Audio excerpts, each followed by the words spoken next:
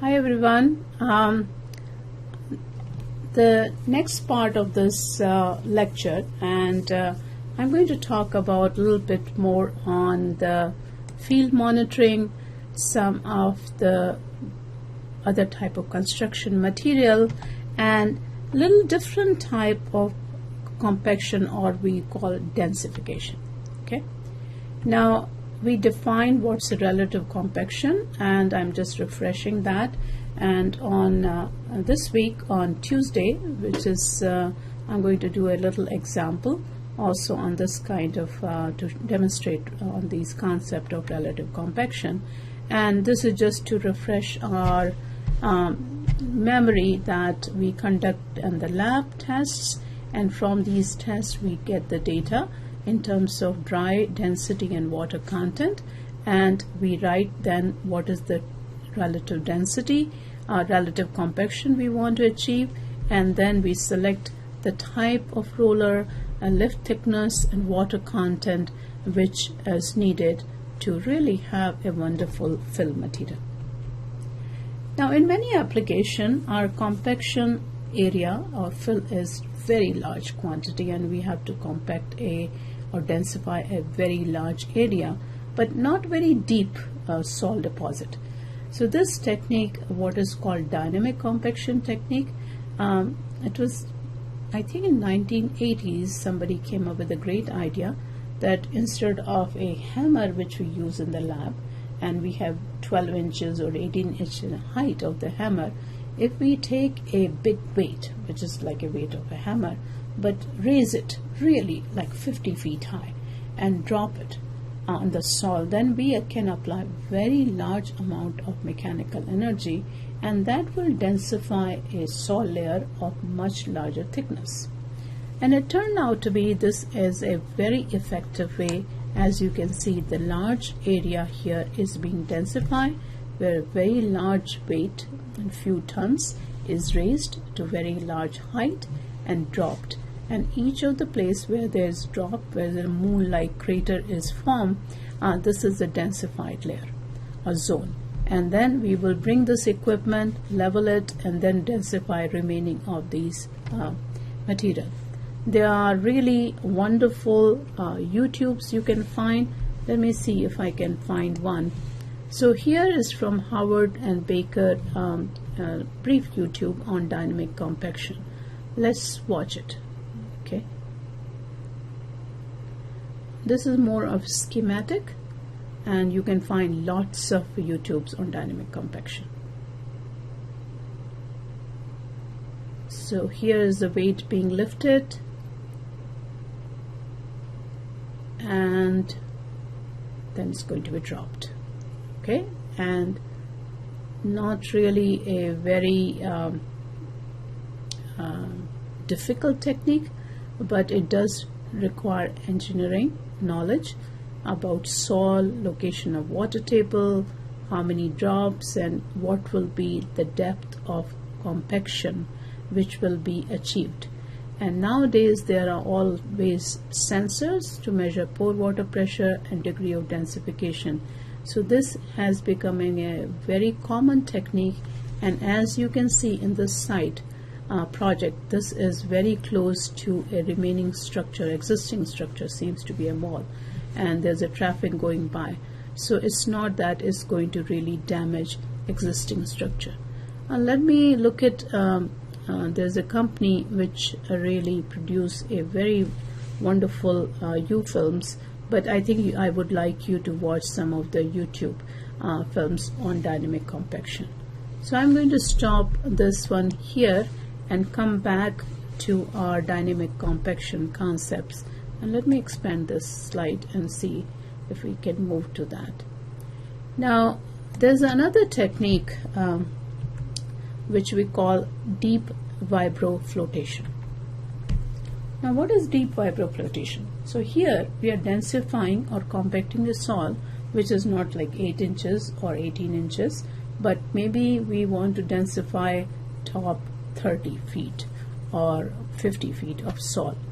And this technique is where we take a vibrator and apply a very the water comes from this what we call device at a very high pressure in it, like a jet, and it's going to fill soil around it and create a cavity, and then we backfill this with better granular material, maybe sand and gravel, and then this material it densify and it results into a zone or column of really a densified layer.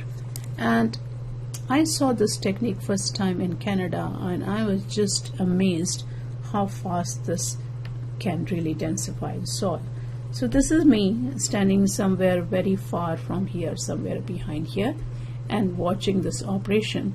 This really took, you can see the size of vibrator, probably in 2 or 3 literally minutes, a densified zone of almost 3 feet to the depth of around 20 feet was created. And then definitely it was backfilled by very wonderful sand and gravel, and so we have a really great densified column of a soil. It's becoming a very popular technique for deep densification.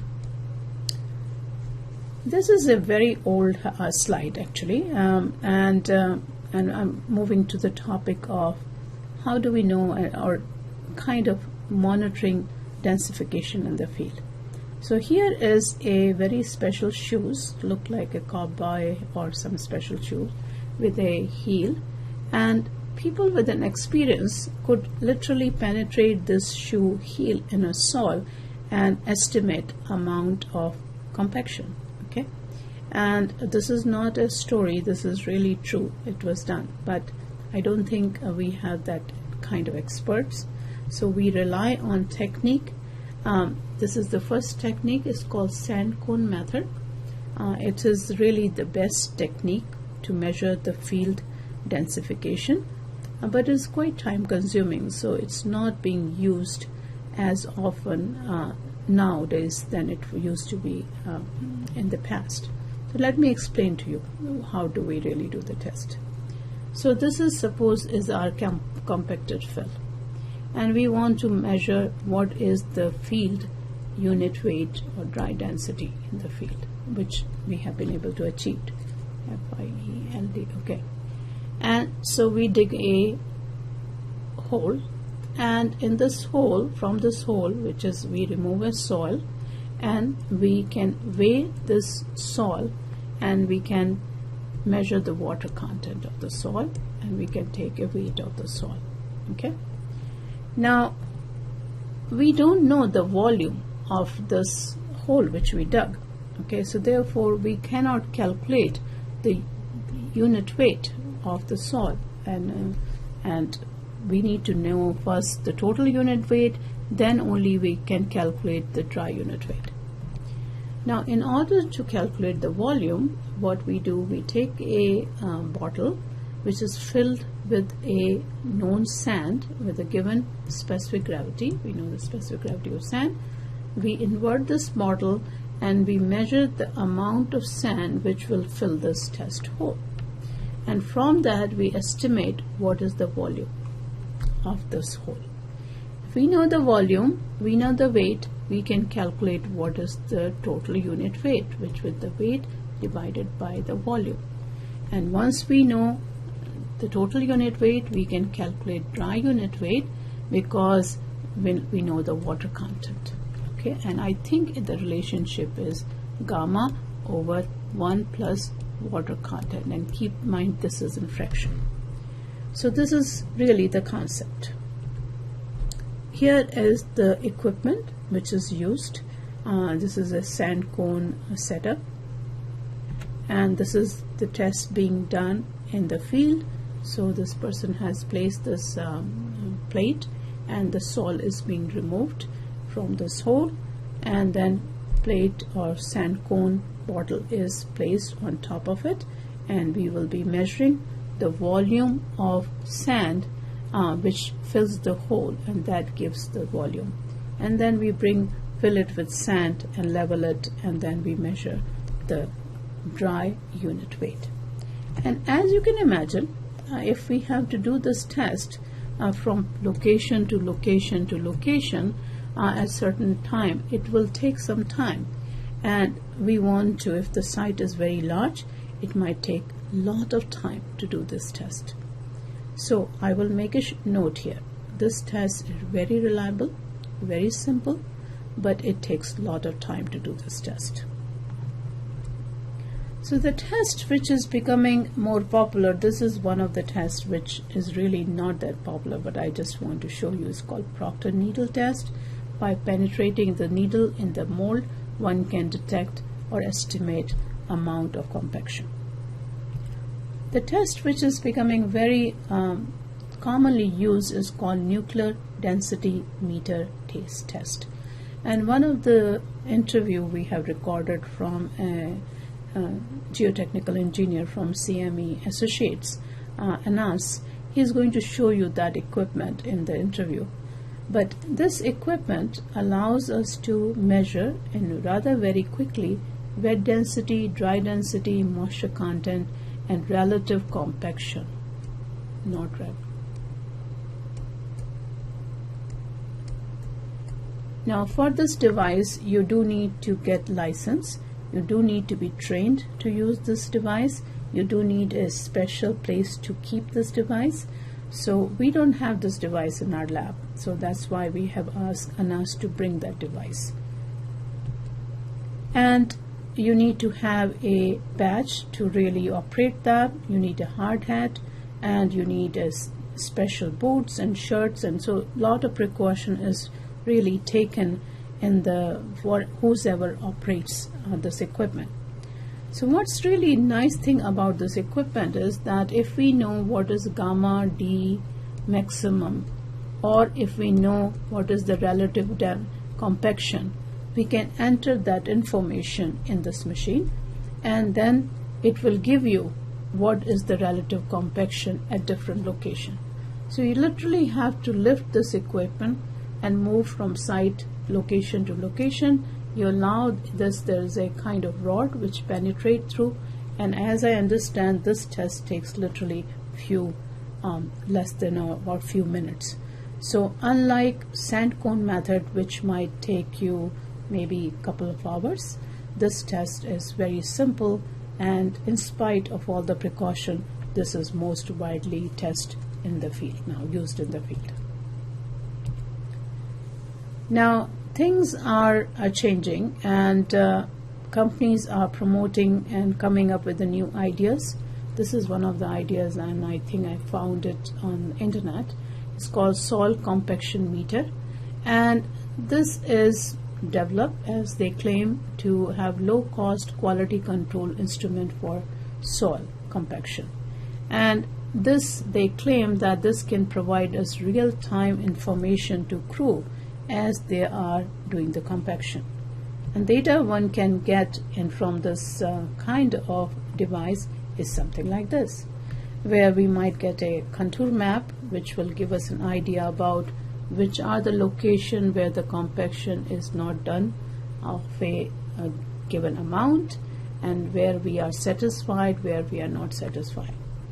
I don't know whether this is already in use, but I'm not surprised if some companies are already using it, but I can see that in future this is going to be a method of monitoring field compaction.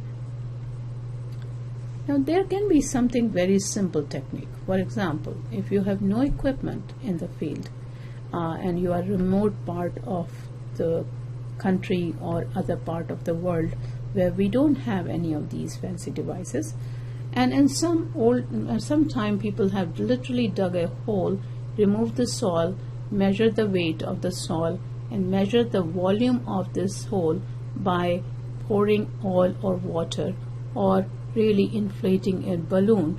And both of these things, all of these tests, what we are doing is calculating the volume of this hole from which we are removing the soil, so we can calculate density, because we know weight divided by total volume give you total density, and from that we can calculate what is the dry density, which will be WS divided by V.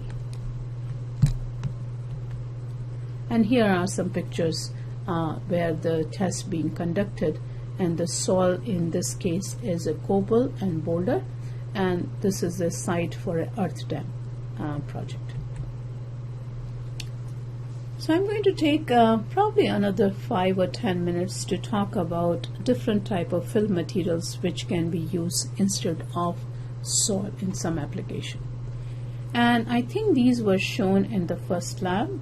So definitely we have a gravel, sand and silt, a mixture with a little bit clay as a commonly used fill material.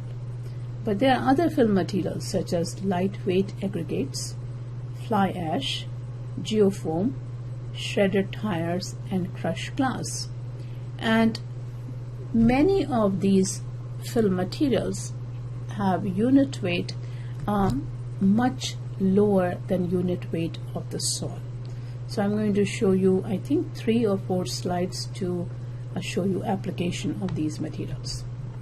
So here is a project where the slope along a side was failing, and as you can see that here, so in order to stabilize this slope, one can build a berm or one can put a soil here. But if we don't want soil which has a good unit weight, instead of soil, if we put a lightweight fill material such as in this case was geofoam, then what it would do, it reduces the resisting or driving forces which is trying to drive the slope down. Okay, and by reducing the driving forces, we are making the slope stable. Okay, so this has been one of the use of geofoam in several projects, including in New York State. Also, I want to tell you the unit weight of geofoam can range from 0.7 to 3 pounds per cubic feet, where typical soil unit weight could be 118 pounds per cubic feet or higher. So another fill material is called lightweight aggregates, and you can see the lightweight aggregates. This is a very interesting picture. This is 1 pound of sand, 1 pound of gravel, 1 pound of limestone, and 1 pound of other kind of sand, and this is 1 pound of aggregate, lightweight aggregate. As you can see, because of its low unit weight, which is 42 pound per cubic feet compared to soil of 120, let's say, it really covers a very large area, and this is a pretty strong material. So here is a project, again I've taken from the website, where there's an issue of stability of a retaining wall resting on a deep foundation, which happens to be pile foundation. And this retaining wall structure and this road is resting on very soft silt, which has a low shear strength and which can be compressible. So if we place a backfill material as a gravel, which is a very good backfill material, then gravel will add lot of stresses on the soil, and that will increase in the compressibility of the soil. So soil may settle, which we don't want. Plus gravel will induce more what is called driving forces for this slope to fail. Now in order to avoid that, in this project they used lightweight aggregate, and so lightweight aggregate will not impose lot of stresses on silt, and silt will not compress, and it also further reduces the driving forces, so slope becomes stable. So this is a wonderful application of lightweight fill as a construction material. Here is a third example, and this is where they're using old tires. And if we look at that, this is I'm taking again from website. You can find many website and information where their highway workers are mixing tire shred and sand for road construction. And by mixing some tires shred in the soil, they have really saved quite a bit money in last 2 years. So it's not just soil alone, it's using some of these waste material. And I know many of you take courses on sustainability, and from geotechnical point of view, when we use a waste material which can serve as a good construction material, that is really the sustainability concept being really applied. And some of these materials, if we don't use, for example, crushed glass, it's going to go to the landfill. But crushed glass can work as effectively as a clean sand for filter. So that has been done, and increasingly we are using these materials in many projects. So in summary, in this particular chapter, we talked about earth construction objectives. We discussed soil compaction concept given by Proctor. We talked about in the field what are the different steps which are undertaken. We talked about standard compaction, modified compaction, and reduced compaction. We need to think, and we did discuss about field consideration and monitoring. And last but not least, we need to keep in mind there are other suitable fills which can be used as a construction material. I think with the topic which I have covered in the class or lecture, with your project 2 and your lab 3, I think we covered all important concepts and information we need to learn about this topic.